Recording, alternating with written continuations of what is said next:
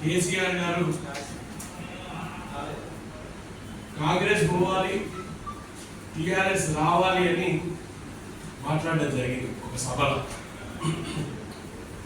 నేను ఈరోజు ఒక విషయం కేసీఆర్ గారు గుర్తు చేయాలని,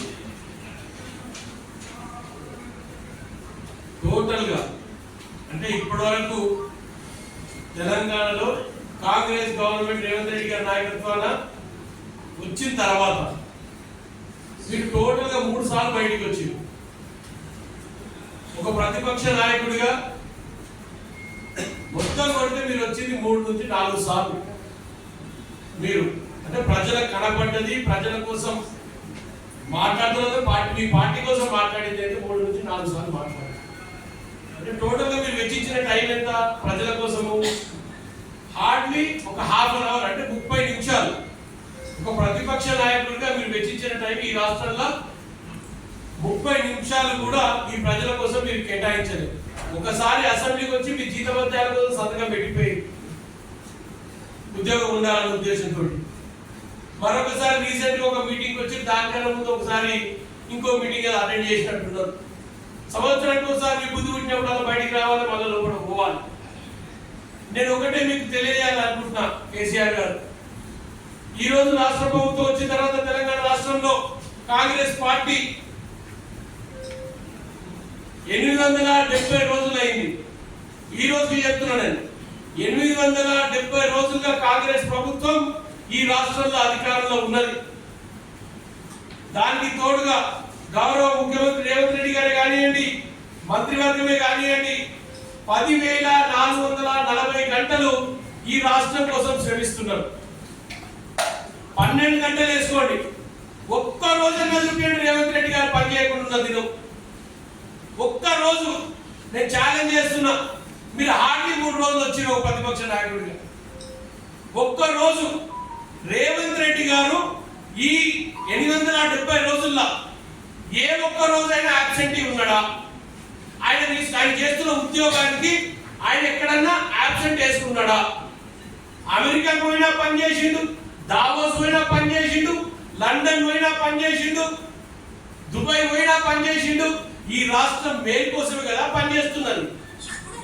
మీరు ఈ కాంగ్రెస్ ప్రభుత్వం చేస్తున్న మేలును చూసి ఓర్వలేక కాంగ్రెస్ పోవాలంట, పాతాల భైరవుడు రావాలంట. ఇది ఎంతవరకు నిజమబ్బా? ఎంత ఏంది ఇదంతా? ఏం మాట్లాడుతున్నారు? ఏం ఆలోచన ఇదంతా కూడా? దేనికి రావాలంటే టిఆర్ఎస్ పార్టీ రాష్ట్రంలో డ్రగ్స్ నిల్వ చేస్తున్న డ్రగ్స్ ని మళ్ళా ప్రజలకు అందుబాటులో తీసుకురావడానికి రావాలన్నా టిఆర్ఎస్ పార్టీ? సరే, ఈరోజు టిఆర్ఎస్ పార్టీ అంటే మళ్ళా కవిత పార్టీ అనుకుంటారేమో. బిఆర్ఎస్ పార్టీ రాష్ట్రంలో డ్రగ్స్ అనేది లేకుండా చేయాలని దృఢ సంకల్పంతో, యువతను చెడుదారి పట్టనీయుతని సంకల్పంతో చర్యలు తీసుకున్న ముఖ్యమంత్రి రేవంత్ రెడ్డి గారు కష్టపడుతున్న దానికి తోడుగా మీరు ఉండాల్సింది పోయి దానికి మీరు ఏమంటారండి? కాంగ్రెస్ పోవాలి, టిఆర్ఎస్ రావాలా? దేనికి రావాలి టిఆర్ఎస్? అదే బిఆర్ఎస్ దేనికి రావాలి? ఉచిత కరెంటు ప్రవేశపెట్టే ఘనత కాంగ్రెస్ పార్టీది. దానికి తోడుగా గ్రామాలలో 200 యూనిట్ల వరకు కరెంటు ఇవ్వడానికి నిర్ణయం తీసుకొని వచ్చిన రోజు నుంచే కరెంటు ఉచితంగా ఇచ్చుకుంటూ వస్తున్న కాంగ్రెస్ పార్టీ పోవాలనా? మీరు రావాలనా? ఏం చేసినా రావాలి మీరు. అదే విధంగా ఈ రోజు ఏ ఊరికి పోయినా మా రేవంత్ రెడ్డి గారు పదే చెప్తుంటారు, ఇందిరమ్మ ఇల్లు ఉన్న చోట మేము ఓటు అడుగుతాం, లేని చోట మీరు అడగండి అని చెప్తారు. ఇందిరమ్మ ఉన్న ఊర్లలో ఒక్క ఊరికి యావరేజ్ ఒక్క ఊరికి 32 నుంచి 35 ఇల్లు ఇచ్చిన ఘనత కాంగ్రెస్ పార్టీ. దానికోసం మేము ఇంటికి పోవాలిగా?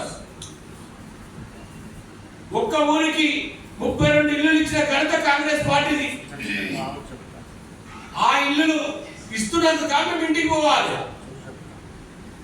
అదే విధంగా ఈరోజు రైతు భరోసా, దానికి తోడుగా రైతు బీమా.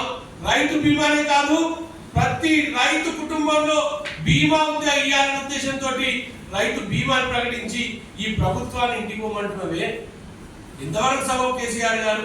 దేనికోసం మేము ఇంటికి పోవాలి చెప్పండి ఒకసారి. దానికి తోడుగా ఇందిరమ్మ ఇల్లు అయిపోయింది. ఈ రోజు మాతో పాటు ప్రతి ఒక్కరు సన్నబియ్యం తినాలని సంకల్పంతో ఉత్తమ్ రెడ్డి గారు, రేవంత్ రెడ్డి గారు తీసుకున్న నిర్ణయాన్ని సన్నబియ్యం ప్రతి ఇంట్లో తినాలనే ఉద్దేశంతో సన్నబియ్యం ప్రవేశపెట్టినందుకు మేము ఇంటికి పోవాలినా? సన్న బియ్యం ప్రవేశపెట్టేందుక మేము ఇంటికి పోవాలి? పేదలందరూ కట్టుకుంటే తిండి తినాలి.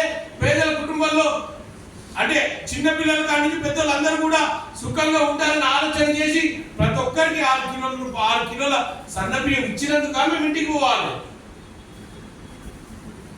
అదేవిధంగా ఈరోజు స్కూల్స్ కి తీసుకున్నట్టయితే ప్రతి ఒక్క స్కూల్ కి తీసుకోండి, ఉచిత కరెంట్ ఇచ్చినాం, ఉచిత వాటర్ ఇచ్చినాం, ఆయమ్మ లేని చోట ఆయమ్మలను ఇచ్చినాం.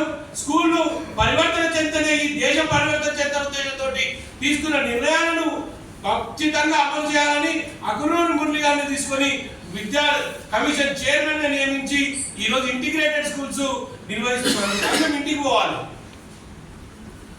దానికోసమా కాంగ్రెస్ పోవాల్సింది ఇంటికి? దేనికోసం ఇంటికి పోవాలి కాంగ్రెస్ పార్టీ? దానికి తోడుగా యువ వికాసం, ఆరోగ్యశ్రీ పథకం మీరు ఇచ్చినప్పుడు తగ్గిన రాజశేఖర రెడ్డి గారు ఉన్నప్పుడు ఆ రోజు ఆరోగ్యశ్రీ పథకం తీసుకొచ్చి ఈ రాష్ట్రంలో ఏ ఒక్క పేదోడు ఆరోగ్యం బాగులేనప్పుడు ఇబ్బంది పడుతున్న ఉద్దేశంతో కాంగ్రెస్ పార్టీ ఆరోగ్యశ్రీ పథకం తీసుకొచ్చినప్పుడు ఈ పథకాన్ని ఈరోజు 10 లక్షల రూపాయలు పేదలకు అందాలనే ఉద్దేశంతో తీసుకున్న నిర్ణయాన్ని అమలు చేస్తున్నందుకు మేము ఇంటికి పోవాలి. దానికోసమా మేము ఇంటికి పోవాల్సింది. దానికి తోడుగా అదేవిధంగా నిన్నగాక మొన్న ఆర్టీసీ కార్మికులు కొంతమంది ప్రలోభాలతోటి స్ట్రైక్ చేసిండ్రు. ఈ రాష్ట్రంలో ప్రతి ఆడబిడ్డలు ఒక్కసారి కదిలించి చూడండి. ఈ 2 రోజులలో వాళ్ళు ఖర్చు పెట్టిన డబ్బులన్నీ వాళ్ళ జేబులో తూటాలు పడ్డాయా లేదా ఒకసారి ఆలోచన చేయండి. ఉచిత బస్సు ఇస్తున్నందుకు మేము ఇంటికి పోవాల్సింది. ఆడకూతురు అత్తగారింటికో అమ్మగారింటికో దేవాలయానికో ఇంకెక్కడికైనా పోవాలంటే ఎవరిని అడిగే ఉద్దేశం ఉండొద్దు. భర్తను